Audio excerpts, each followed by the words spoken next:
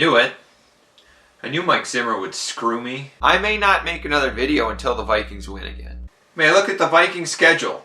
Look like they're going to lose like 6 straight games and then the bye week. So I'm like 7 weeks without having to make a video. And frickin' Mike Zimmer, oh, I'll show him. I'll win this week. So he has to make another video and win in the most frustrating, painful way possible. What's new, Mike? 570 yards of offense and we squeak it out in overtime?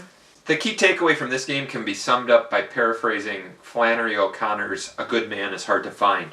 Towards the end of that story, there's this serial killer called the Misfit who is killing everyone.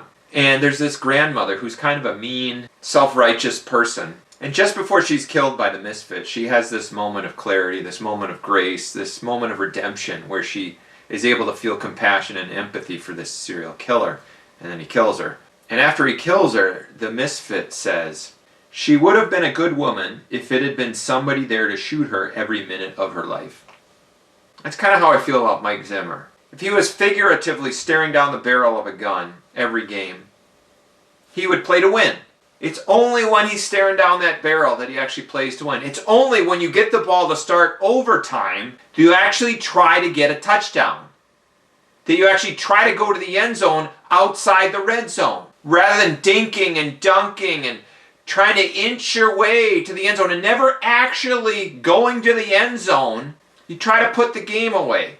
You know, unlike in the first half where it's 3rd and 5 in the red zone and you throw a 2-yard pass rather than try to hit Tyler Conklin or George Jefferson in the end zone. You just settle for a field goal. You just inch your way down and you inch your way to a field goal attempt every time and you never put the other team away. And one particular play sums up this Vikings team perfectly. Screen pass to Dalvin Cook to the left side. There are 4 Vikings offensive linemen out in front to block for him. This is set up for a huge game. This is 20 yards minimum. 20 yards minimum! There is 1 Carolina defender there. And nobody blocks him. Oh, I thought you had him. I thought you had him. And he almost kills Dalvin Cook. Almost breaks his leg. And there was 1 other Carolina defender in the vicinity. And it looks like they weren't going to block him either. 4 Vikings offensive linemen. They weren't going to block anybody. And that's this team.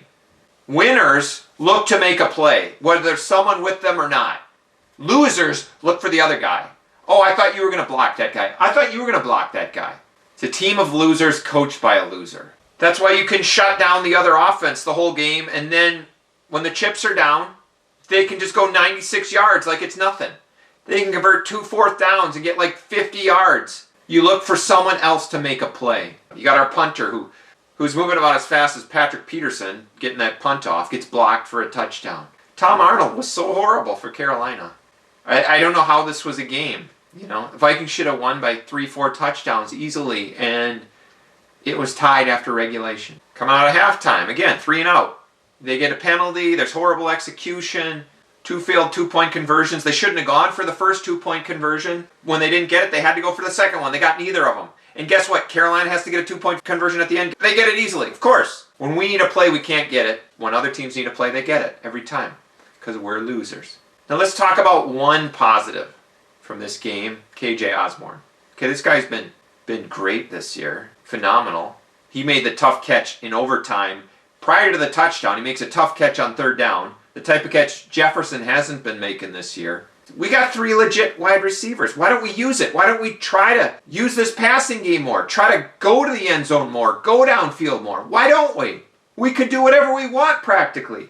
We even missed some plays deep and got 570 yards. Let's go for it. But we're never gonna with Mike Zimmer. So, I don't know what to say. Frustrating win as usual.